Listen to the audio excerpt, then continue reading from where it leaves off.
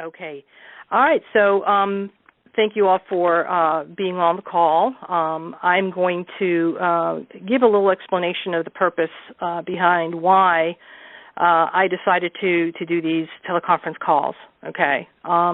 First of all, I'm kind of a busy person, but and I have a lot of things. I'm always pulled in different directions.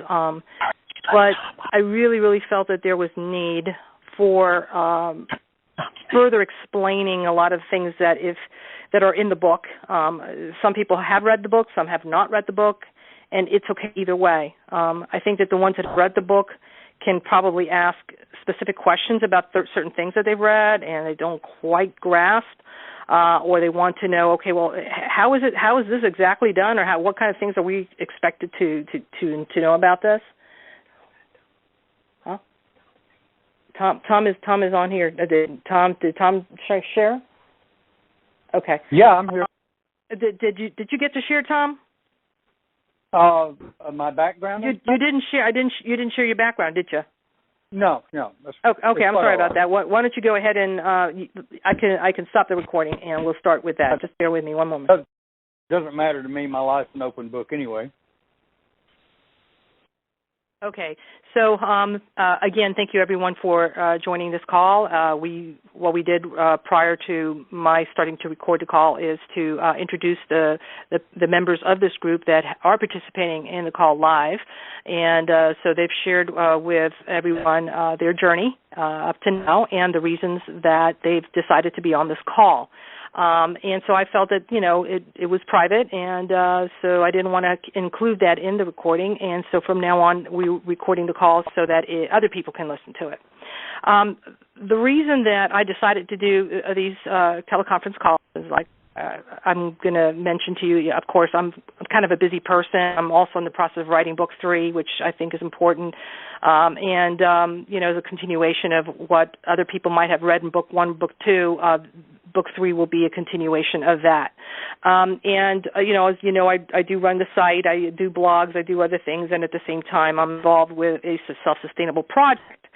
So it's a lot of stuff going on, but this, and I've committed to do this every Friday for whomever decides to partake in it, because we are at those times that it's really important for people to polish the tools that will help them get through this. And it's not just only about us, but other people as well. So because we are here in service to others, whether we are aware of it or not, or whether we think that we are enlightened enough or not, we are. We always put ourselves in service, and the whole point is to obviously emulate Christ consciousness. And what more, being that was in service to humanity than Yeshua himself? So if we can emulate that, wow, wouldn't that be great? Wouldn't we be able to transform this world? And there's enough evidence that, the world is not exactly in, like I always say, in divine order. It's just evident. It's not something that Ari Koppel says or so-and-so says. It doesn't matter. It's right now, I think a turnip can determine that at this point, okay?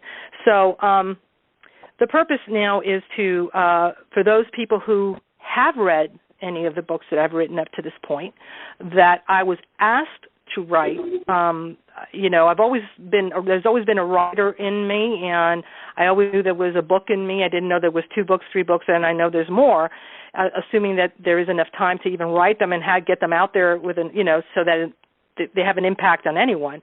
But I always show up, regardless. I do my best to impact others and help others, and that is my modus operandi. That's what makes me tick. My joy is to help other people and empower people. So I was asked to write these books by a much higher intelligence, and I did so humbly. And I always put myself in service, and it doesn't matter what it takes, regardless of whether it costs me financially. I put myself in service. And somehow, when it has to do with the higher realms, and I know when I'm being called, and there's money involved, I find it. There's a way that the universe moves itself around me that I'm able to find the funds or the means to be able to do whatever is required of me next. if you understand what I'm saying, because I put myself in service to do that. I open myself up to do that, okay? So what my intention is with these series of calls, which are going to happen, God willing, knock on wood, every Friday, is to allow us all to build our spiritual muscle. One thing is to read the information intellectually. I understand that kind of, but you haven't done it before, so it's kind of hard. It's like, okay, really, how do I do this? It makes sense, but how do I do this? That's my whole point, is pretty much to handhold you all into that process. And Susan said there's a lot of, people probably on this call that have their own techniques. And if that works for you, that's fantastic. But, if you have maybe a couple of other tools in your arsenal, wow, that's even better. This one doesn't work one day for whatever reason. You're not in the mood. This one requires a certain state of mind, or maybe a certain amount of meditation, or whatever it is. And you're not feeling well, but maybe you can do this other thing now as another technique, and it'll help you get to the point where you can even use yours, the tool that you've been using before. So that's my whole goal. And the point again is being to give us an immunity against the negative forces that are trying to derail us at this point. We at this point don't have the luxury, anymore. There is no luxury anymore for wasting time or to allow us to get derailed, The life forces, obviously, if you are aware of it or not, if you buy into the information I provided or not, have been compromised. They have been deceived, and therefore we've been kind of like very skillfully kind of quashed in a way where we're not really making the kind of impact that really we should have been making by now. Otherwise, we wouldn't see what we're seeing at this point in the outer world. And a lot of us are, because we are light workers or light emissaries or light warriors or whatever we want to call ourselves, that we're servants of the light, and we're here in service to humanity. Technically speaking, that's the reason we came. We're going to be compromised somehow, and that comes in the form, of course, of our food, and there's a mass, obviously, as we know, a mass attack on our food and our air, our skies, our water, everything that we already know, radiation, in certain places of the globe, already going around the globe. So all of these things are compromising us, plus all the negativity that's going on. Which, of course, affects us, and collectively. If it's in the collective, we're picking it up, and we're probably having situations in our families. We're having drama, we're having conflict, we're experiencing ill health. All these things are just making it a lot harder for us to be able to shine and be empowered to help other people. If we can't even help ourselves, how can we possibly correct what's happening in the outer world? So the whole point of this teleconference call is to use the techniques that I've personally used, so that, if you can add them to your arsenal, or, as an addition to what you're doing, or just add them, period, because you didn't have them before, then I think that you will be much better off at some point in time. I mean, hopefully quicker than not, because we really, like I said, time is of the essence at this point. So again, the reason that we're doing this now is because we are in those times. We are in the times where the world as we know it is falling away. It has to fall away. This cannot continue. It's inconceivable that it can, something like this can sustain itself perpetually, eternally. So it's not possible. So it has to dismantle. And so in dismantling, a lot of us will experience a lot of adverse conditions and situations and stuff, just stuff. And I just don't want us to suffer and get caught in that reality, when what we're supposed to be doing is be totally centered, totally focused, totally in our core, and in a place of sereneness and being have inner peace and tranquility and direct connection to God, so that we can be the light showers, the way showers, the beacons of light to walk people out of the muck. So that's the goal behind that. And we obviously can't be effective doing that if we're fighting our own battles, right? We can't help the outer world, with walking people out, and helping the world battle this darkness if we're fighting our own darkness. So we've got to get that out of the way as quickly as possible. It's the same thing as being on a plane, and it's, God forbid, it's on its way down, and we've got to get that mask, and we're not going to give it to the child next door or the old lady next to us here. We're going to have to put it on ourselves so that we can be effective in helping everyone else. I hope that makes sense to everyone. Okay, so what kind of experiences? Yeah, go ahead. If I could, I'd like to touch on something you said there about add to the protections or take it as a singular or whatever. Sure. As a psychic and medium, the first thing you do before you read is you take on the protections. Very similar to some of them are very similar to what you mentioned in book 2, Tube of White Light, the Violet Flame, the mirrors, the Michael and the archangels surrounding you, but see, that was something I did when I wanted to do a read, and I didn't use it constantly. And since I have learned the Kadosh mantra, I do that all the time, and it's just amazing the peace it has brought to my life, my relationship with other people, and the protections it has brought me all around. I can't say enough about it. I want to thank you for it. Oh, you're very welcome. I mean, it's not, of course, it's just, other people, of course, know about the Kadosh mantra, previously. My book just brings it together because this book 2 is obviously the things that have worked for me. And and I've obviously tried to put, into perspective with experiences that I've had with it. You know what I'm saying? But a lot of other people I know, as a matter of fact, I just came from a class where I met a lot of people that are seeking, and a lot of people already knew about the Kadosh mantra, and they've never even read my book. Of course, I never brought this up. I mean, it wasn't me who enlightened the world with this. It's just that I wanted to bring that up as part of the tools that you use, and I use them on a daily basis. And I will discuss that in a little bit, but I do replace my thoughts with that, and I'll explain why. Okay, so that's what I'm saying is yep. So everybody knows the mantra, or a lot of people, sure. Millions of people know the mantra, but using it, believing in it, and applying it on a daily basis there are 3 different things altogether. Exactly, and that's going to be one of the calls, because we can't obviously do all of those techniques in one night. It's impossible, because I have to go into in depth, explaining that maybe a little bit more, maybe going a little further. Maybe when we get to that point, you guys may have a question about that. Okay, yeah, that's where I was stuck.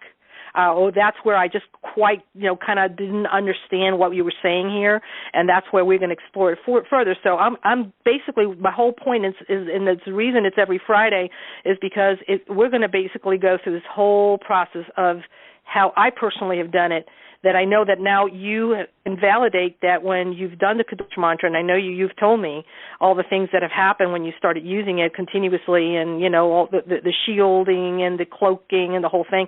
We're going to go through all of that, okay, because all of that is very, very important, especially to use nowadays. We need to use these protection tools to cloak ourselves and to shield ourselves from these forces. Okay, they're very, very shrewd and very, very good at what they do, and you know that I always say I applaud them. They're just fantastic at what they do. We got to get better than that. Okay, okay. So again, there's no reason why we need to experience health issues. Okay, really, there really isn't. It's just a matter of understanding what's causing that and overcoming that. And again, we're going to go through the techniques that I personally use to overcome that. The finances, issues with drama, issues with discord with one another, whether it's a family member, whether it's a spouse, whether it's a friend, whether it's a business partner, it doesn't matter. Discord is discord. I mean, it's not a good vibration that you're putting out. Any attachment to things that you might have, I can't let go of this thing. I mean, I'm so attached to it, and it's draining you. And it's like, I remember when I was in business, and I did have that Mercedes-Benz, and boy, oh boy, was that a drain on me. Seriously, it was $1,200 a month. I mean, that's a mortgage for some people.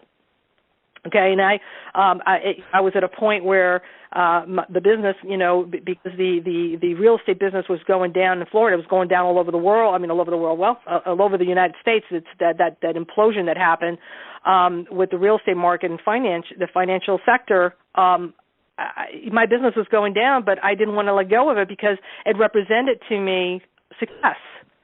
And so to let go meant I wasn't successful anymore. And it was all this. So it's all a mind thing that we do to ourselves, and we become trapped in that. And so therefore, I was attached to it big time, to that, even the idea that I was no longer going to be that of who I thought I was.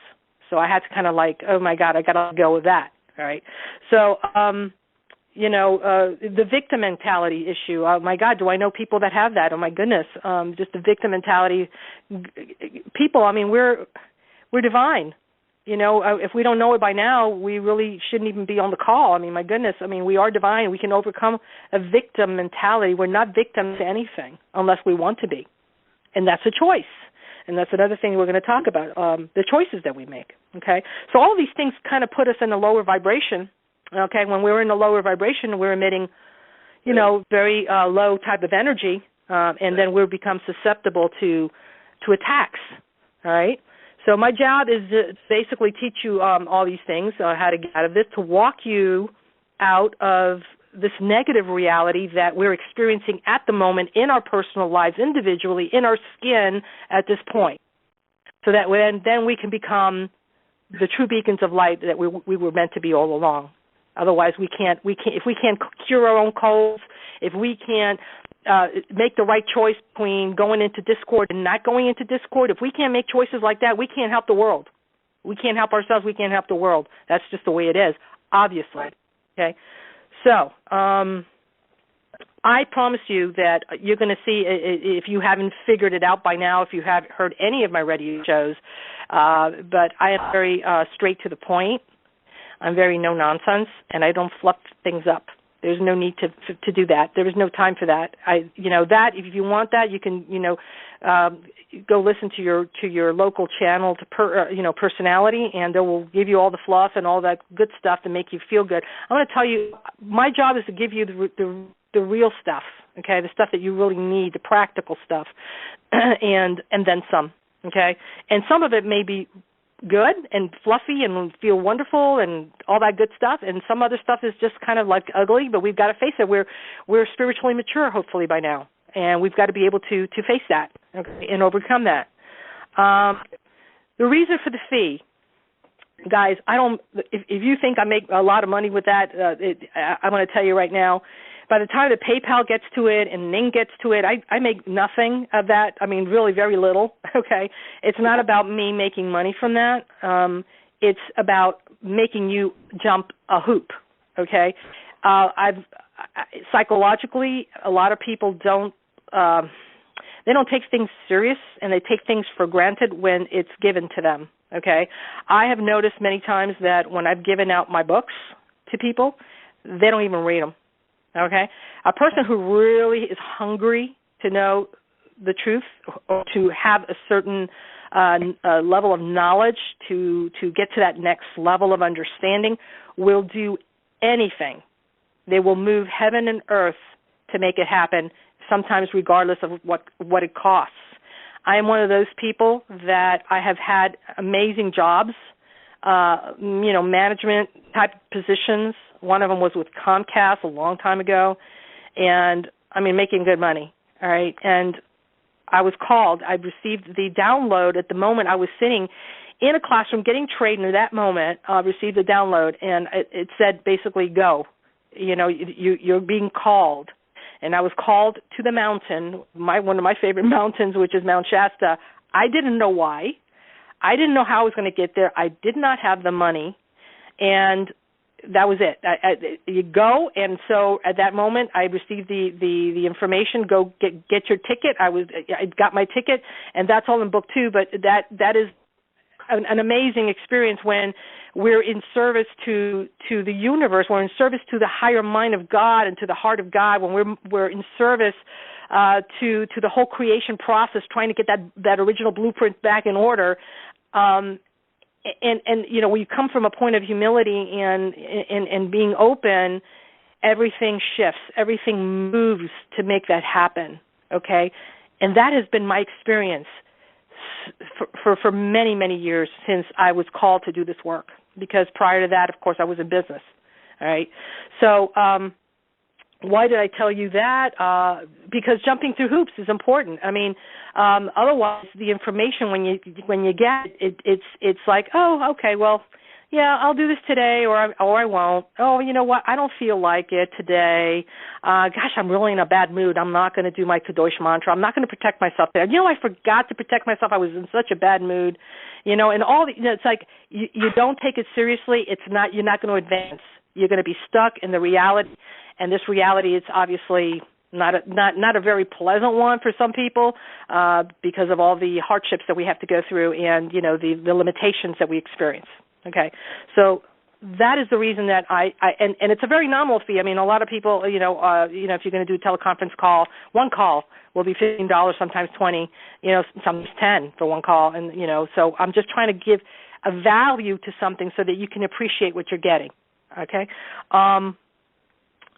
so the goal of the sessions is to perfect whatever skills that you might already have, or the skills that you're acquiring now, or skills or techniques that you've read in the book. We're going to go over techniques of protection and shielding. We're going to go over discernment, techniques, how to discern correctly, how to not to fall for the deceit. That's super important because the light workers are being deceived every day. And a lot of us just regurgitate the same old script that somebody else gave you.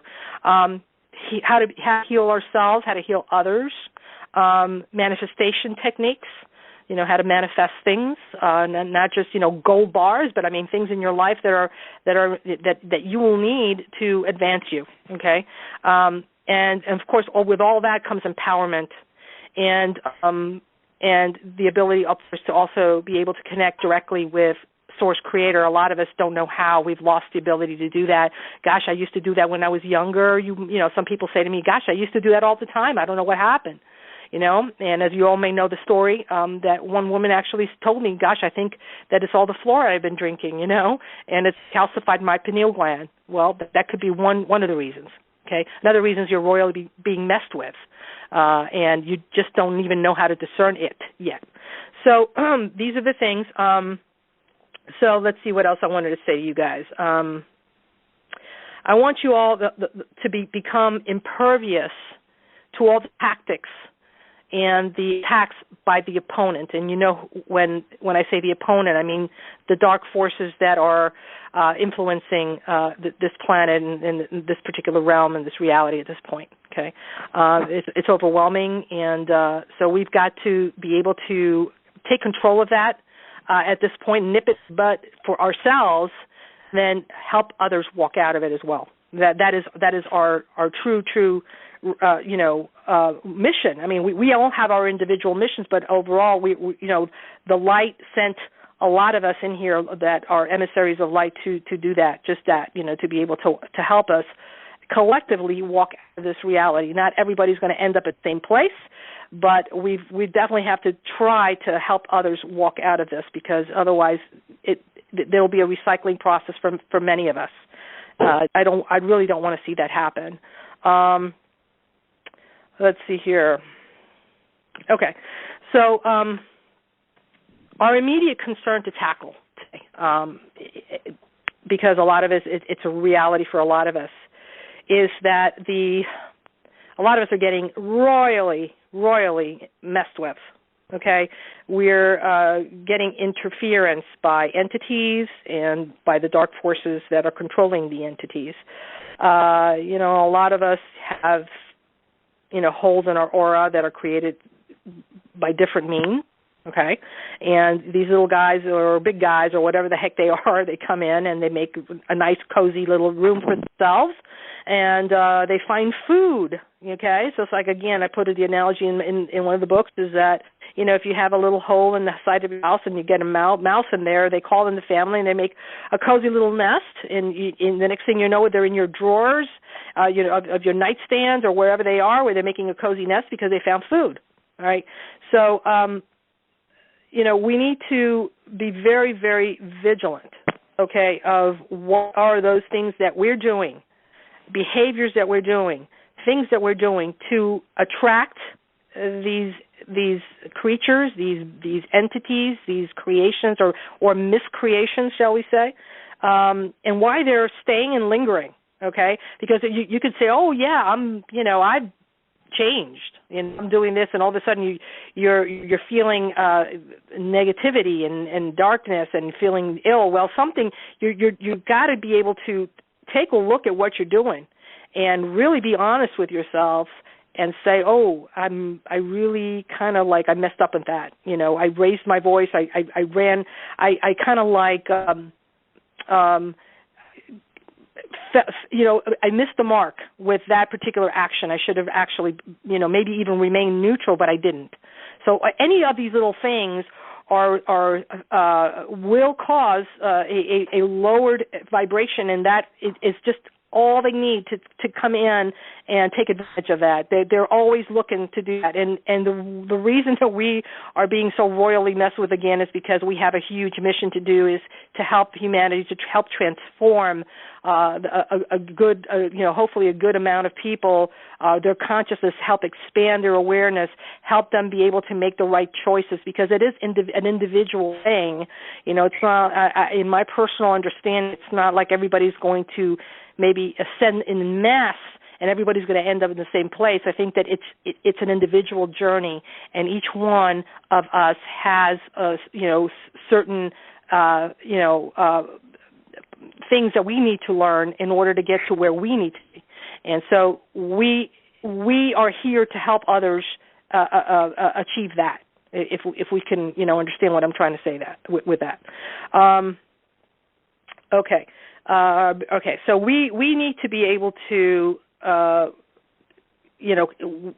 carry that light that we are part of, and because we are those that carry such light, we are going to be messed with. We shine brightly, therefore we are very noticed, and therefore they're going to try to quash that light as much as possible, so that we can't even not only make a difference in the world, we can't make a difference in our own lives.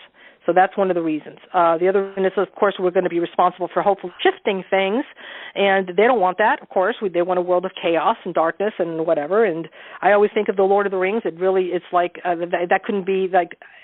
It's like this man was inspired, because that's the way that I see it. It's like this is what this world. It's almost like an infection. It's almost like an infection, and it just gets worse and worse and worse, until somebody steps up and says, you know what, I'm going to do things differently. I'm going to go out there and risk whatever has to be risked, and I'm going to make a change. I was getting an echo from you. I had to move over here. How were you getting an echo from me? When you were talking? You guys are you muted? Oh. You might mute yourselves. And that will take away the echo, hopefully. Yeah, I think that's what it was? Okay. Yeah. Okay. Yeah. What's the mute? Is it *6? *6, yes, *6. Okay, another reason that they will attack us is because, of course, they're interested in obviously providing this information, and through deceit, right? They make you think something is totally benign and something that's totally of the light, and it isn't. So then we regurgitate that same information and we pass it on to each other through groups and chat rooms and blogs and radio shows and YouTube, and everything, because, again, back to the premise of book 1, which is To Warp and the Art of Deception, is that we are in tune to everything else but the divine creator, okay? We're getting our information from other sources and other people that we've deemed that are in the know, as opposed to going directly to the source of all knowledge. See, so we feel either that we are not deserving, that we don't really we don't merit connecting directly with source, because maybe we feel sinful, we feel we are less than, or whatever that may be, that we don't feel that we have the right to go directly to creator, because we might feel ashamed or full of guilt or whatever that may be, or we just don't know how. Okay, all these things allow us to go to others for our information, and therefore the dark forces are having a field day providing this information continuously. Okay, and so when we do that, we become disempowered. And when we become disempowered, we cannot, again, affect change in ourselves, let alone in the world. So that's how, one of the reasons, again, that they're so desperately trying to seek us out. And that's why protection is so important, okay? All right, so let's see. Entity and psychic interference, okay, which is most of us have experienced that. Again, they're looking for feeding. They're feeding off negative energy, doubt, fear, all that stuff. An anger, a moment of anger, all that is giving out negative energy. If you can see a person's aura when they're angry or they're shouting or anything like that, if you can see the water molecules when a person does that, it's lowered vibration, just lower energy. It's just destructive. So they feed off of that. That is really what they do. They really feed. So we need to stop feeding them. What a concept, huh? What a concept. Stop feeding them. Okay, if you stop feeding mice and you close up the holes, you're not going to get mice anymore. In the farmhouse in Pandora, we had a couple mice, and so we basically closed up the holes out on the outside and make sure that there's no food and anything else that make them cozy, and there's no more mice inside the house. Of course, a cat would also help, but in this sense, the cat would be our ability to be constantly vigilant of our thoughts, our emotions, and our actions. Okay, so that helps us to stop feeding them. Okay, because if we're constantly creating this low frequency, which is again equates to their food, they're not going anywhere. Okay, they're in Hotel California. Okay, they're in heaven. Okay, so the antidote to that is basically to raise our vibration. We've got to raise our vibration because that is the antidote to having low vibration. If you're constantly putting out low vibration, and every time you're in a moment of stress or a moment of, I don't know, I just can't handle today. I'm in a bad mood today. I don't know what it is. And you're going to give into that, okay, when you had the choice of not, okay, if you're not vigilant of that, then, your vibration is, again, lowered, and they're at it. They're feeding. So you've got to raise your vibration. And so that comes with vigilance of thoughts, vigilance of your emotions, your actions, okay? So when you have a bad thought, okay, the bad thought will drive the emotion, the bad emotion, okay? You have, oh gosh, I don't know if I'm going to have that job tomorrow. It's like, I don't know if I'm going to have that job tomorrow, or if my boss even likes me. So you start getting into that mode of either fear or kind of like hate. You kind of like, I hate my boss. So you start getting into that emotion, and the next thing you do is that when your boss is calling you into the office, you already had the thought that led to the emotion. Now you have the action, which is probably you have an outburst because you're already feeding all this stuff, and it's one thing leads to another. So you've got to, first of all, monitor your thoughts. Your thoughts need to be very, very clean and pure and Christ-like, if you even understand what that is at this point, and I'm sure you do. It's like of love, just thoughts of love for that person. And I know that's an emotion also, but it's also a thought. You got to think that way. You got to think forgiveness. You got to think that person is, probably having, their own challenges. If you can be in empathy as well. The person's also having, maybe he's having his own challenges. It's not the way that I'm thinking. And just leave it open to that, and not feed it anything else other than the purity of God. He's a pure being. He's also a divine being, whether he is or not. It doesn't matter. But what you're trying to do is, this is for you, not so much for that person, but for you, to keep your thoughts pure, to keep it on the positive, so it doesn't feed into negative emotion, and so that doesn't develop into negative action. Let's see here, what else? So let's see. Okay, so what we need to do when you have the negative thought pattern is to do something that breaks that pattern. Okay, so I'm in a really bad mood. I'm thinking all these negative thoughts, and so how do you break that pattern? Well, gosh, you know what? Stop what you're doing if you can't. If you're at work, go take a break. Go take a break, get a glass of water, go get a snack. If you can go outside the building, just take a look at nature for a little bit. break the cycle that is just holding on to that pattern at that moment. Just do something to shatter that particular moment. Okay. The same thing happens with, for example, with your emotions.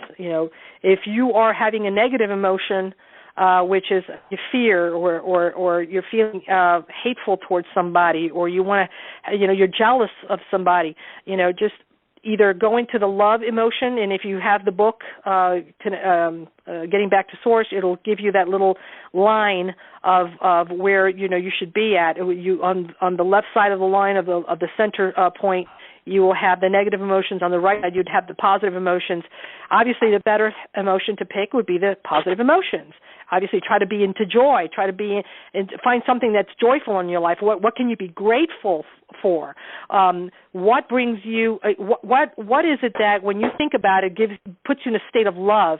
And just carry that emotion. Just hold on to that emotion. Okay. A lot of actors, and I've been an actress many years. I've always loved acting.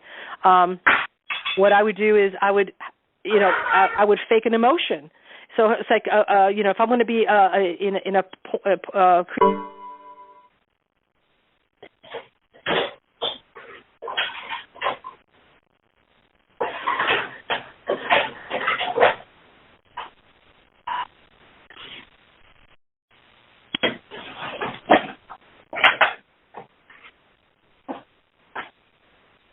Is Ari still on? That's what I'm trying to figure out. I think she's gone. I dropped and I just had to dial back in myself. This is Patty. Okay. It sounds like Ari dropped out. I kind of think maybe she did. I can't hear her anymore. Ari, are you still with us? I think she's gone. Well, I thought it was my phone, but I think something happened. They don't want us to do this call. Darn those dark horses. We better do the Kadash. Okay, I'm hearing that Ari's phone went dead. We're trying to get her a new phone. Okay. So she should rejoin us just momentarily. Yeah. I've only got a little bit of time left here, about 20 minutes max.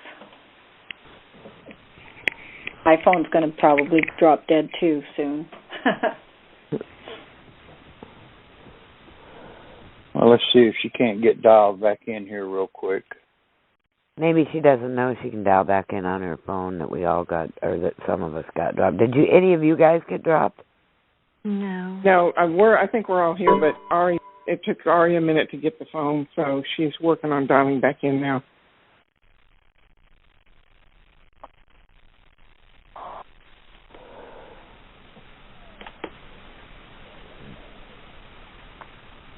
Is everyone gone?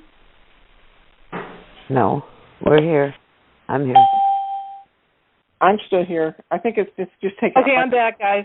Oh, good. There she is. All right, sorry about that. Okay, so let me start. I probably only have about another 15 minutes on this phone. Okay. All right, sorry about that, guys. So my phone obviously ran out of batteries.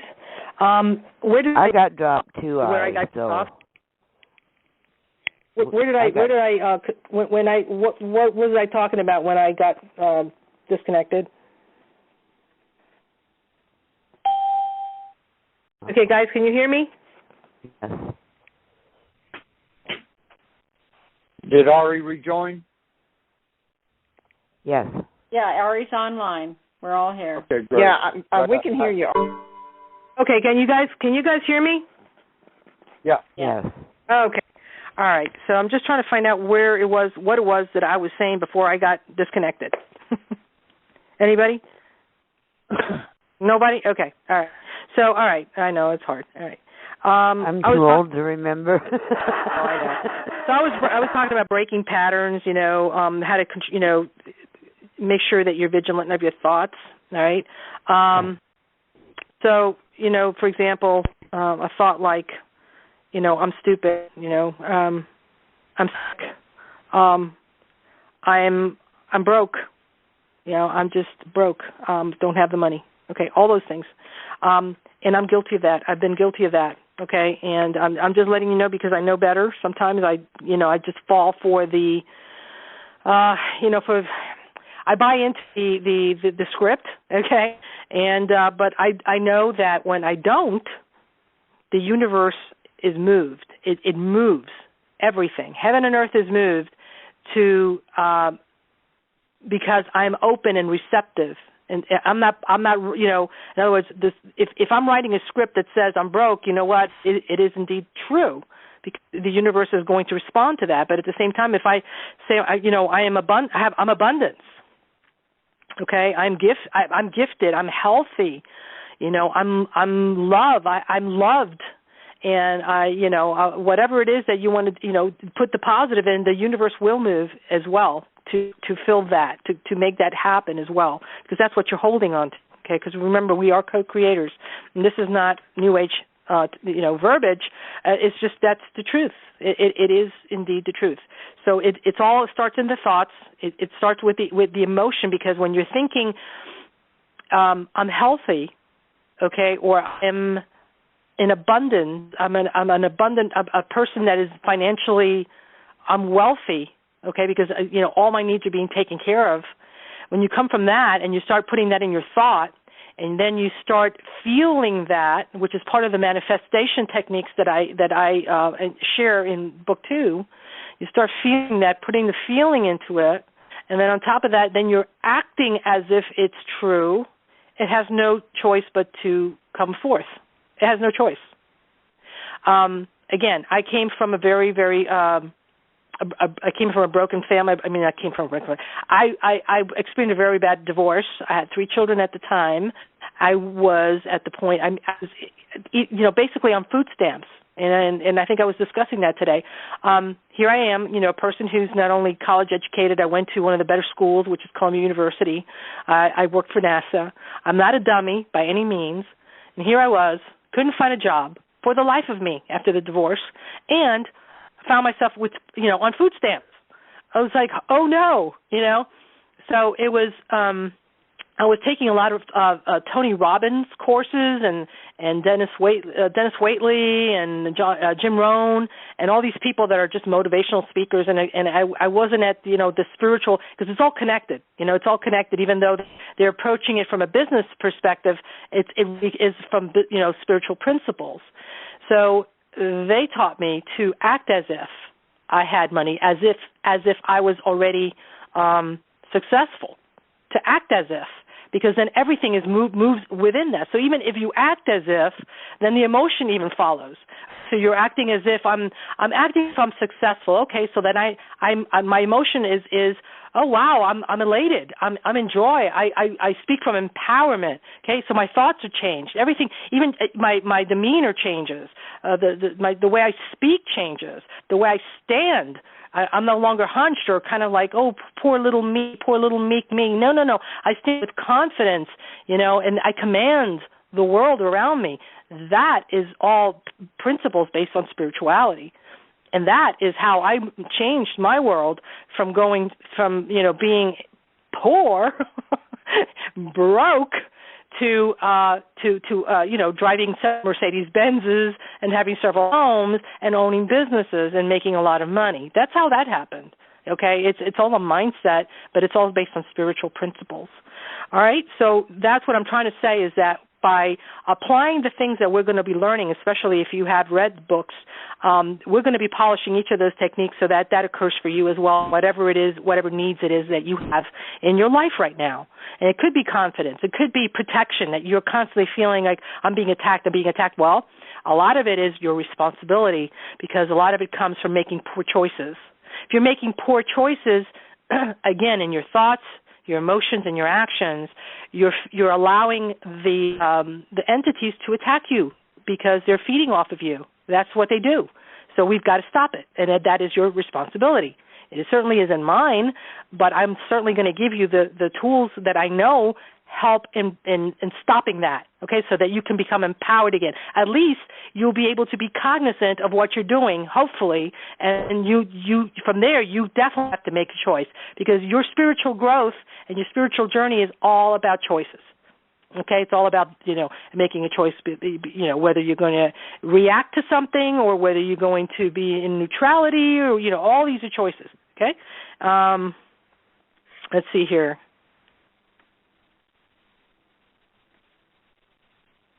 Let's see. I'm trying to continue acting and functioning from the presumption that the outcome is favorable. Writing the programming.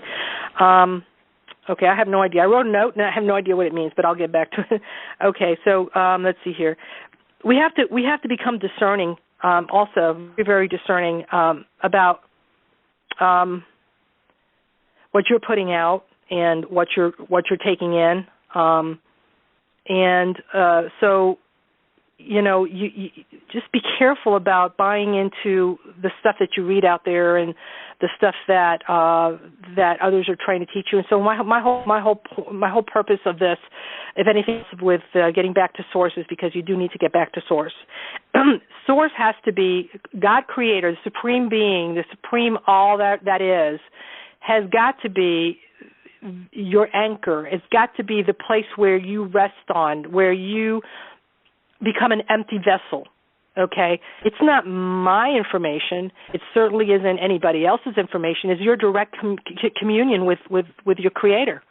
There is no other force in this universe or in any of the multiverses that is going to give you the correct information, that's going to guide you correctly to where you need to be, that is going to provide everything that you need. Okay, the birds. I think Yogananda said that this in the sky, the heavens, they don't worry about where they're going to get their food, because they're open. All the healings that I've done with all the animals have always been because they're receptive, they're open, they're not questioning, they don't have the mind as a blockage. You have to question things. They have to know. Wrap their heads about how does this work and how does that work, and that's not my belief system. Oh, this is not my reality. This is not my truth. Animals don't talk that way. They don't even talk, obviously, because it prevents them from being an open vessel to the universal gifts. Okay, so again, it's been a lot easier to heal animals than it has been to heal human beings, and those human beings that I have been able to heal have been the ones that are totally receptive. They are, again, humble. They're open. They're ready for the healing. There's no buts. There's no questioning. They don't have to know how it happens. Just want it, and then it happens. And most of the healing is done just by that expectation that they're going to be healed. There's no ifs, ands, or buts about it. It just is. And then the universe is moved. And everything happens. It falls into place. So discernment is really, really key, and we'll go into that in a session really, really in depth. Again, stop negative behavior, all kinds of negative behavior. Being argumentative, oh my gosh, bad. Insulting another person brings your energy down. Being demeaning, being condescending, yelling, being rude, having an attitude, being in a bad mood, all these things. I mean, and there's more. I mean, you can go on and on. I mean, you can make a list yourself, and I strongly recommend for you to start becoming really, really aware of what it is that is of a negative nature, okay, that is not feeling right. It's not sitting well in your core. You don't feel peaceful. You don't feel harmonious with nature, with the higher realms, with the divine. When there's something is not in alignment with that, then you've got to pay attention and start writing them down. Okay, well, what was it that made me feel icky? Oh gosh, I yelled at my dog, or I kicked the door, or I slammed, I cursed somebody when I was driving. Start remembering so that you can start catching yourself, and then making the choice to do the opposite. And if it's not, even if it's not the opposite, it's at least staying neutral, staying in a place of peace. Okay, and then guarding those thoughts. Let's see here, because again, all of these things are emitting these frequencies that are the food for those things that we don't want in our lives, that are challenging us beyond challenge, all the challenges. We don't want to, experience any more discomfort. We don't want to experience any more limitations. All these forces are here because they're very real. This is kind of their realm, at this point. And so we've got to do everything possible to stay connected to the divine realms where we originally come from, because that's where we get our power from. And they're trying to disconnect us so that, again, we're not effective, okay? Let's see here.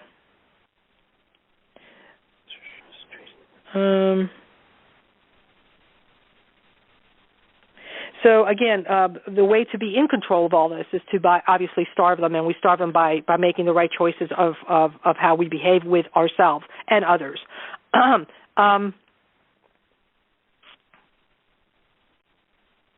Okay, I think I went over that. Okay, I was going to say any questions, but there's something else I wanted to talk about. Let's see here. It had to do with the thoughts. Okay. How you remember the thoughts, it starts with a thought that drives an emotion that drives the behavior. You got to be vigilant on all of them. But if you want to be able to control your thoughts, to be able to be vigilant of your thoughts, my recommendation is to do the Kadosh mantra, or do a mantra of your choice, or be in prayer mode. People who are Catholic might do the rosary. Others may do a different kind of mantra, but something that connects you, that you're constantly repeating over and over in your mind. If you're not saying it out loud, you're maybe saying it under your breath, or if you're with people, you're like, for example, I could be in Target, or I could be in a store, in a grocery store. I'm saying the mantra continuously. It never stops. It never stops. People can't hear me, but at the same time, not only am I protecting myself and shielding myself, I'm raising my vibration. At the same time, I'm raising the vibration of all those that come in contact with me. Because the force field it creates is so powerful that it also affects others, and it blesses them. So that's why I use the Kadosh mantra. It is the most powerful tool. It really, truly, truly is the most powerful tool that I just can't even fathom anything that's even more powerful than that. That is in existence right now in this realm that we could use as a tool. So the Kadosh mantra replaces my thoughts continuously, and so because I'm doing that, I'm already in that field that is of the divine. And when I'm in that field that's in the divine, I'm an open vessel. I'm an open vessel. I'm open to all potentialities of the divine realms, and then I'm blessed. I'm blessed with protection. I'm blessed with opulence. I'm blessed with health. And if I had ill health, it changes. I do have Candy that I will have share with you what happened today, because she happens to be visiting as well, and I wanted her to share with you what happened by using the Kadosh mantra, and then Tom can probably give a quick testimonial on that as well. But I promise you that if you do that, it starts shifting things for you. It produces that force field that you need as a way to protect you. The next Friday, we're going to be talking about other ways of raising our vibration, because today it's basically about choices, about how we think, how we feel, and what we do. And the next Friday, we're going to be talking about other ways of raising it by other means, okay? So, which is a lot of it has to do with our food, a lot of it has to do with our intake of water, and all those goodies. So I'm going to open this right now because we have about 30 minutes left in the call for any particular questions that you may have, or if you don't have a question, if you want to share your experience with the Kadosh mantra. So if you want to let me know who wants to go first, or if you have any questions, just let me know and just go ahead and jump in. Well, I'd like to say this is the first time I've heard the Kadosh mantra. So, and who's this? Who's calling? Who's speaking? This is Susan Terry. So it's very new to me. Okay. I have used a number of techniques that were given to me by my first mentor, Kenneth Mills, and it involves wrapping oneself in white light from the third eye, from the pineal, and envisioning like wrapping yourself like a mummy right down to your toes and then coming back up and tucking it up under the arms. At the same time, there will be a circle imagined around the periphery if you're in a situation where there's concerns of danger. And you would imagine that that is like a hula hoop outside of you where you would imagine like a flame. And you would bring the flame up and bring your arms up with it over your head. So there's an extra force field around you. And at the same time, there would be a prayer that went with it. I don't know if you would like to hear it. Sure, absolutely. It's God, we thank thee for thy light, which enables me to be all right, knowing well thy loving care, which is omnipresent everywhere. Knowing God, where can I be, other than one, as he? Knowing God, he is the might, which enables me to be his, I am, as light. Wow, that's very beautiful. It's beautiful. And definitely true. And you know, it rings true. And just so you know too, Susan, that the Kadosh mantra is again, it's Hebrew for again, holy, holy, holy is the Lord God our hosts of hosts. Mm-hmm. So it's just a tool that gets you into that space immediately. Along with that, there are other techniques that are used, including the tube of light, including we call an electronic circle, including the violet flame that is used as well. I personally use mirrors. I personally use a cloaking device. And then on top of that, I use the higher vibratory beings of light, including archangels. So I do that too. Yeah, there's many levels of protection. I use, just so you know, all of them. I use all of them. I start with the Kadosh mantra because if I'm driving, I'm using the Kadosh always under my breath as I'm driving. So it puts me in that space immediately. But, at the same time, prior to get to the driving, I've already, in the morning when I wake up and right before I go to sleep, I shield myself and I shield all those beings of that I personally am responsible for helping, like my family and those that have asked for help, and those that are in my immediate awareness that need help. I go ahead and shield them that same way because I have their permission to do so. Okay, and so I use those different steps, but there's many, many layers of protection that you can use, and the more that you use, if you use them all together, holy cow, who's going to mess with that? There's nothing that can mess with you. Yes, exactly. I have actually experienced what you mentioned about throwing someone being angry and the energy that's seen, because I see auras. So I had an experience after protecting myself with this double protection of light and fire. And it was a woman who was really angry about something that was totally erroneous, and she came in and started throwing literally, I could see these daggers being thrown at me. They looked like lightning bolts that were murky green and red. It was, and they and in doing that, I could see them bounce right back at her, and she doubled over. Exactly, and that's what I use as mirrors. That's what I call it, the mirrors, because that's another thing that you could use, is because if anybody's going to try to hurt you, either through maybe have ill thoughts about you, or you're gossiping, or anything like that could be psychic type of attack as well. Well, if you put the mirrors, anything that is of a negative nature, that is not in alignment with your higher self, is going to be reflected back to that individual or entity or whatever it may be.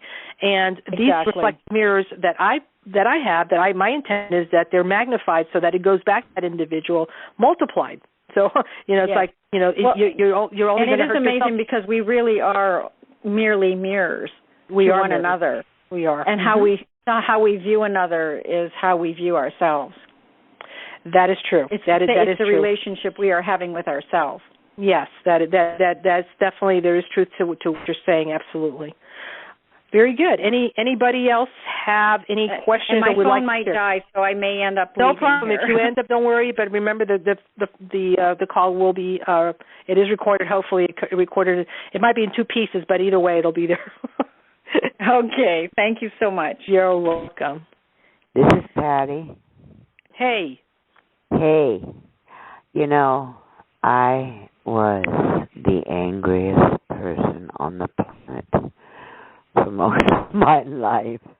You know, and I even programmed my own cancer by deciding if I got either cancer my parents had, I'd take what my dad had.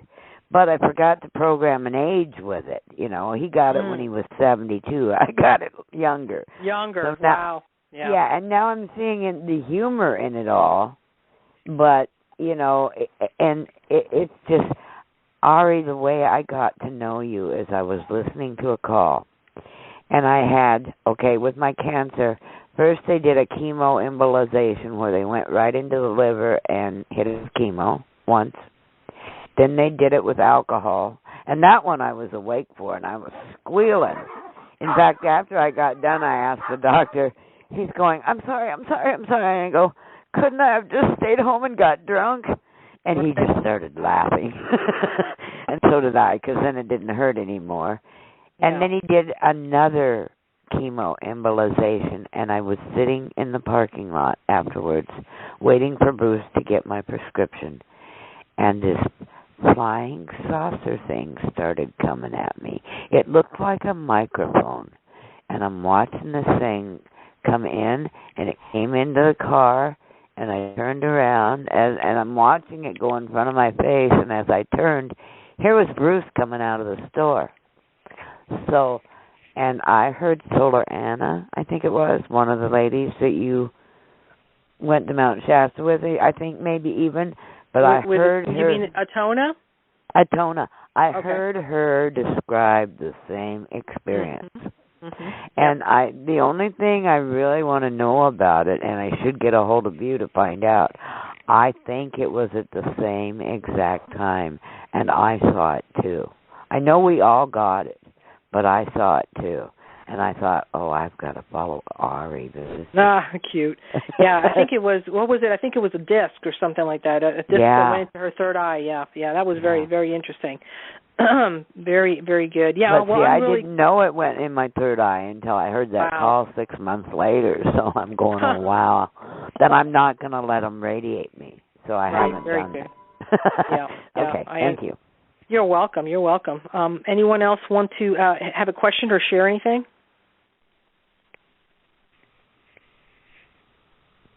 Okay. Anybody else off the call? No, I'm still here. I was just waiting to make sure all the questions were gone to see if you... Yeah, I think that there's some callers that had to, go, or their phones are dying or whatever. So, Tom, if you want to share anything or make any comments or ask any questions. Well, I just want to share how powerful the Kadosh mantra is in my personal life. I've seen it work so many times in the couple of months I've been using it. I mean, flying back and forth from one city to another on the freeways, I mean, literally flying at 50% over the speed limit sometimes, and the Kadosh mantra has kept me safe when I pass a state trooper going the same direction as me. Wow. It is mind-blowing, the power of shield. And, as I said earlier, the things that has brought the peace in my personal life and the things that it has brought into my personal life is just astounding, and I can't, nobody could buy these kinds of endorsements because it's just too powerful. I agree. That God has just laid on your life to say, here, this is me. Yeah, and they're amazing, tools given by the divine, and it's just a matter of knowing about them and then using them, on a daily basis. Absolutely. I hope everyone reads the book and learns all of the protective techniques because they are all important. Yep, I agree, and using them all, I'm telling you, they don't even try anymore to try to even come even near Yeah. That it's like they're not even. It's like forget it. I can't. We can't deal with this. So they go to somebody else. But the truth of the matter is that yes, I do use all of them, and it does take a little time to visualize them and put them in place. But you've got to do it. It's just like you're not going to go out, outside, maybe driving without, your driver's license, and maybe your these are all things that you need in order to get in your car, your vehicle, to be able to drive, so you don't get stopped and all these other repercussions. So it's the same thing. It's like if you're going to leave the house or you're going to deal in the world that we're living in, then it's really important to be able to protect ourselves with all the tools that are given to us as much as possible. So. Very well said. Very well. Thank you so much, Tom. And anyone else? Miss Candy, are you there?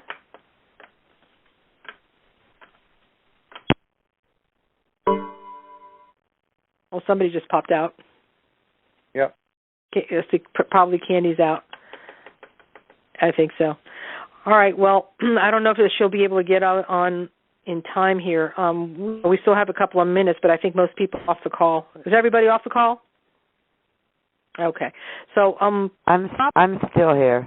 Who's Patty's this? Still here. Patty? Okay, Patty. Yeah, I'm holding on for dear life. You guys are really helping me. No problem.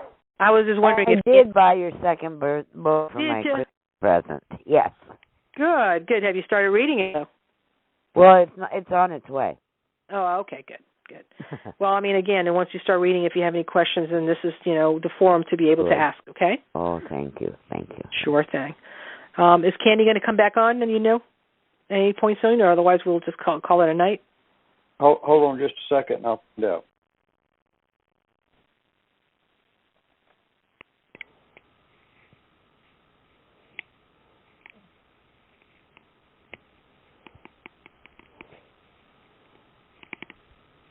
Okay, just a second. Here she is. Okay. I'm here. My phone started to malfunction for some reason. I figured, yeah. All right, so Candy, if you want, I would love for you to share what happened to you today at the Bicentennial Mall, and just explain to the potential listeners, and when they hear this recorded call, what it is that you experienced today when you started doing the Kadosh mantra at the Bicentennial Mall. Well, went out to the center like you told me and did the Kadosh, and immediately got this beautiful image in my head of Yeshua. And it was such a strong, powerful image. And I was already having, I couldn't enter the circle. Remember, I got dizzy and I almost got knocked back out of the circle and couldn't stand up hardly. Yeah. So when I got this beautiful image of Yeshua, I thought, this is pretty cool. I'm going to open Sacred Space the way I know how to open it. And so I started opening Sacred Space, and just as I got to a part in my breach where it says we're the ancestors, the bell started ringing, just as I said, I welcome whisper your wisdom into my ears on the wind. But and I'm sorry to interrupt you, but do you want to explain what physical condition or situation you had with your eyes before you started doing it? Oh, yes. I got cat scratch fever a little over a year ago, and as a result of that, I've been gradually going blind. And when I first faced the direction and started the Kadosh, I actually had to tilt my head a little bit to be able to see all the way down to the other end of the mall and see the Capitol building. And after I got through doing everything that I had done, Sacred Way and doing the Kadosh, once I got my balance back, I opened my eyes up, and the dark spots, the blind spots are gone. So you had blind spots before you started doing the Kadosh mantra, and when you started doing the different directions, when you came back to where you started, you opened your eyes, and then your blind spots were gone? Yeah, and they haven't come back.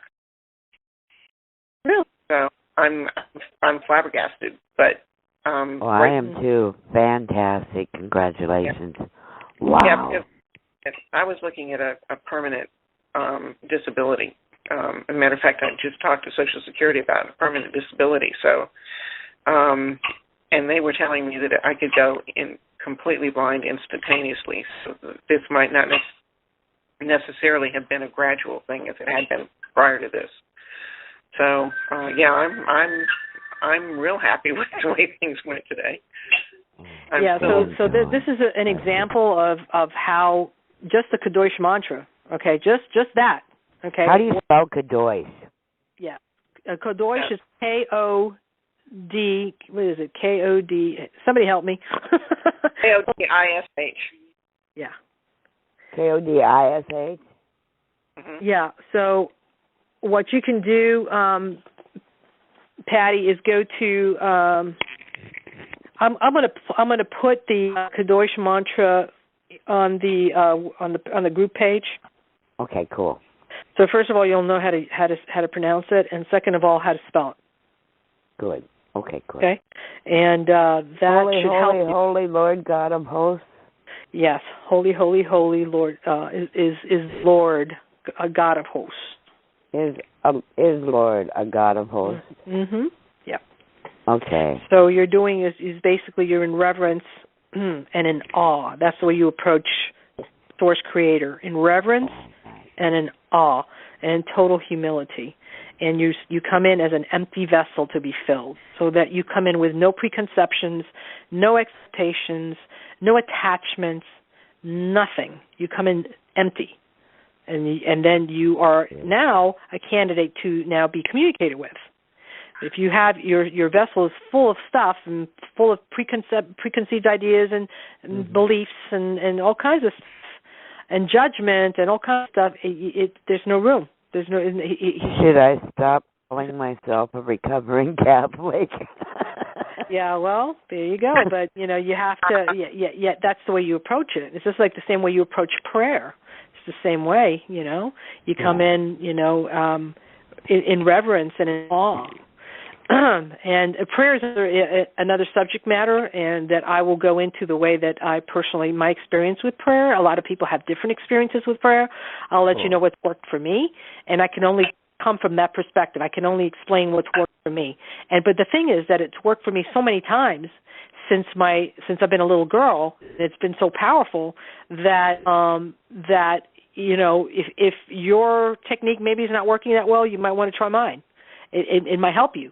It might be an enhancement to you, or an additional tool for you. So that's what I'm saying. It's not saying do it. Right. There's no other way. Yeah, go ahead. Maybe I can speak to that a little bit, since I am ordained in the Catholic Church. I still use all of my Catholic prayers and everything that I've been taught there. This is a supplement to that. Exactly. Just like my shaman's training is. So it seems like it's an enhancement rather than something that I don't feel guilty at all about using any of this. I feel like it's just an enhancement to what the church taught me to begin with. So if anybody's a conflict there, I've long since resolved that. I don't think that now I suppose there are probably priests out there that would not agree with my opinion, but I've long since gotten over worrying about that. My communication is directly with Source. Exactly. Yep. Yeah, and it does. It can't hurt, because again, the principles behind the techniques that I use have it's really not a religion. It's not religious, religious or coming from a specific denomination of anything. It's just again, my connection with the higher realms, it has been since I was a little girl. So therefore, I wasn't indoctrinated in any particular religion. So my information comes directly from my connection with Source Creator since I was a child. So because those techniques have always worked for me, I didn't know I didn't know anything else. You see, and I thought everybody had that ability, and obviously they don't. So. But anyway, when you get the book, I definitely go through it, enjoy it. Take a little bit at a time. I know Candy's done it like that, a little bit at a time. Dissect it and take it internally and write notes and put down any questions that you may have. So when we get ourselves together on Fridays, you have the ability to ask questions about anything maybe in particular that you might have read. So if we're in that particular topic at that point. Okay? Awesome. Thank you. Awesome. All right. Well, do we call it a night? Oh, Ari, I have a question. This is Christine. Hey, Christine. Hi. When we use the Kadosh mantra, and it's similar to the one, like I said, in our church, because it's what the angels sing around God constantly. Definitely.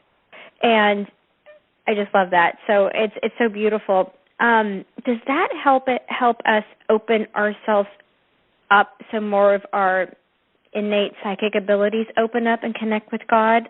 Yes. Oh, yes. Yes, ma'am, it sure does. Yes, all over the place. That's good. And then when you do open up, doesn't your light shine brighter? And as you shine brighter, you're more open to attack, aren't you? So you are, but you're not, because the actual Kadosh mantra is a shield. It's actually one of the highest. It's a force field. It's a shield. It's also a kind of like a cloaking device, although I put a cloaking device on top of that too. I mean, there's a lot of different things that you're going to do also to protect yourselves other than using the Kadosh mantra. But if you only used anything that you could only use one thing at that moment, you use that. And I always, so you understand the level of what I do, because I always try to inoculate myself, against fear. So, and this is a technique that I personally use. Some people might say, oh, no, that will bring, and this is a typical New Age response, oh, no, that just thinking about that is going to bring that into your reality. Oh, no, there's no way I'm thinking about that. But what I do is I do the Kadosh mantra, I'm saying it. It's part of my background noise, It's white noise for myself.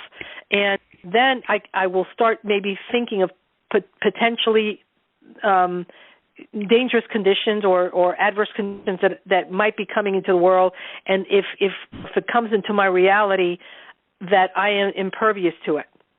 Okay. So as I'm saying the Kadosh mantra, so it's already setting in place. It's recording how it's going to look anyway. For me personally, if there's an adverse situation or condition that is of danger or something like that, I'm not touched. That's good. But I'm putting it into place. I have to face a potential fear so that if the event happens, I'm not in fear. So you're kind of like covering your boat. It's like, oh my gosh, I sent my kids off to school. It's a gun-free zone. Can I put a Kadosh all over it and nothing would happen to those kids? Exactly. Okay. You're not putting the Kadosh over. You're saying Kadosh, and at the same time you're visualizing them, being shielded. But then those are the other things that we're going to be discussing, is those other shielding devices that we put on. One of them is the circle, and what we call an electronic circle, which is it is so powerful that nothing penetrates it, nothing. So I put that over my family. Actually, the way I do it individually, it's like over my family or each individual member of my family. Mm-hmm. And then I visualize all of us within that, in other words, my whole family within that electronic circle of the Mighty I Am Presence. So we're individually encircled and as a group. Okay? I mean, there's just many ways of different techniques to use, but I promise you that this is so powerful that just even that by itself is enough. Oh, but no, I'm not stopping there, because you know why? These forces are extremely powerful as well. So I'm just going to keep shielding myself and shielding myself and shielding myself. So it's like an onion. It's really hard to get to. What I realized, it's going to be hard to get to. Go ahead. I realized I would always shield myself and my family, and not with the Holy Spirit, white light of the Holy Spirit, and all the archangels and angels and whatnot. But then I realized that when I went to sleep and my soul traveled, it wasn't protected. And I got attacked, and I woke up with a wound on my left side and my upper ribs where I couldn't even take a breath in, like somebody had stabbed me there or broke something there, and it was like that for over a year. And I realized I got to kind of do that when I go to sleep and make sure that when my soul travels that it doesn't get attacked as well. Is Correct. that? Yes. Yeah, I when I put my head on the pillow, and remember, I'm saying it as throughout the day, and sometimes, like right now, I'm not saying it, but it's almost like it's already been said so long that it's already imprinted in me, even though I'm talking and doing. It's still with it. It's in the background somehow. The Kadosh mantra is still kind of like there. Mm-hmm. But when I actually am ready to go to sleep, I actually go into the Kadosh and I just keep doing it and over, and then start doing the protection with each individual in my family, putting them all together as a group. I do also people that are in my awareness that I need to shield and protect for whatever reason, or they've asked me to, so I do that. And then I eventually will fall asleep once I know that it's done. And all those steps, that the manifestation of that protection has occurred, and I know that because there's a feel I get. I get a feel of like it's almost like somebody turning on a light. Oh, done. It's like a check mark. Done. I feel it. It clicks. It's like a little spiritual click. Then I know. Oh, it's done. Sealed. And it has absolutely no alternative but to manifest in that way. Then I continue with the Kadosh mantra and I fall asleep with it. So then my dreams are become either prophetic or, I get communication, or I'm just doing work on the other side, and it doesn't matter because I'm protected. Now, the other thing is that many times when I've done meditation and I start shielding myself, I will get beings that are not exactly of the highest vibratory level, okay? Mm. So I will get some, extraterrestrial-looking things, that come into my field. I get a being that is not necessarily of the light, and so I will do the Kadosh with them again. I will say Kadosh, Kadosh, Kadosh, Adonai Sebayot. I'll say it at least 3 times, and I wait. And then they have to communicate it back to me, and when they don't, they're gone because they know that they have to. It's part of the protocol. They have to. And then, either they go by themselves or they said, sorry, but you got to go. You got to go. It's not going to happen here. We're not having any type of communication. I'm not interested. Goodbye. And they go. I wish I would have had that when I had that attack. I wish I would have known about the Kadosh, because in my dream I was with Archangel Michael, and I had to fight hand to hand with a devil, and it was so real. Yep. It was so real, and I won, but then I was also injured. Yeah. On a spiritual realm, but when I woke up, I had a physical injury as well. So that just blew my mind completely. Oh yeah, that stuff is for real. People don't understand it. This is absolutely, very, very real. A lot of people do get attacked, in their dreams, and then they wake up and they have scratches and all kinds of stuff, because it's for real. The stuff is, it's in a different dimension, and it sometimes expresses itself in the physical. It surely did. Yes. Yep. So definitely the Kadosh is just your first, I would say, your first tool to definitely use all the time, because it's very, very effective. It definitely works. There's no doubt about it. And there's many people that use, and it's they can testify, like Candy just testified, Tom just testified. I've got full of testimonies in my book, and there's many, many other people, and you probably can testify yourself as well at some point. With your own experiences. And so, that will be your first level, and then we're going to go on to the other techniques that are used. But the first, of course, level is, of course, to make sure that your vibration is high enough so that the Kadosh mantra obviously sticks. Because if you're using the Kadosh mantra and then you're, dissing somebody or, doing something that is negative, again, the Kadosh mantra is powerful enough to overcome that, because it will raise your vibration. But why not start it off with higher vibration and higher consciousness to begin with? So it just becomes you're then soaring. And on top of that, you play high vibratory music or high frequency music. Oh my God, your cells are dancing, your DNA is dancing, your atoms are dancing. You're touching the divine realms without even doing anything else, not even meditating. You're already there. I mean, that's how powerful this stuff is. I love it. It's pretty cool. So, any other questions or comments or anything from anyone? We're all good? This was really wonderful. Thank you, Ari. I really you're very appreciate welcome. it. If it can be of benefit to one person, I'm very happy, and then I've done what I'm supposed to do. So. Well, I've been craving something like this. I've been wanting something like this. So you just fantastic. You just Fill the Well, bill. I'm glad that you could participate. And again, remember that for any reason you can't make a Friday call, then hopefully it'll be recorded. I mean, for me to have a call, I obviously would need to have people to be on the call because I don't like to really want to have to go into a soliloquy if I don't have to. I can do that on a radio show, and I've done that, and it's like I'm done with that. But yeah, if nobody signs up, I would rather have an RSVP so I know how many people are really planning to be on the call, so that we can actually have. I gotta mute. That we're having holidays and stuff like that. But I would really appreciate, just making an effort, even if you can only stay for a little bit. At least, we can continue with the conversation, and I don't sound like a fool talking to myself. No, that wouldn't be fun. It wouldn't. Okay, and just remember that we do have a community that we're starting. It's a self-sustaining community, just for all those people who will listen to this call later on. If anybody's interested in finding out more about it, to please contact Tom Moore, and that's tom.moore@ymail.com about it. And let's see what else. And I think that's about it. I'm going to be posting anytime.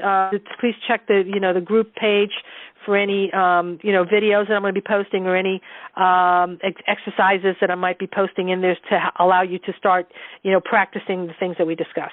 Okay? Great. So you guys have a wonderful Christmas, because by the time that the next call would be the day after Christmas, right? Am I right or no? It will be. It will be. So hopefully you guys can make the call. If I get no responses, then we will skip it, and then we'll have another one the following week. But hopefully we will. Okay. Well, I'd just like to say how much I've enjoyed this and how much I've gained from it from listening to other people's experience. And thank you for the plug about Pandora. Well, you're welcome, Tom. And Tom Moore is the Tom Moore that you're listening to right now. So I love your accent. I love you all. Thank you. Thank you, Patty. Thank you all. Love you all. Have a fantastic Christmas, okay?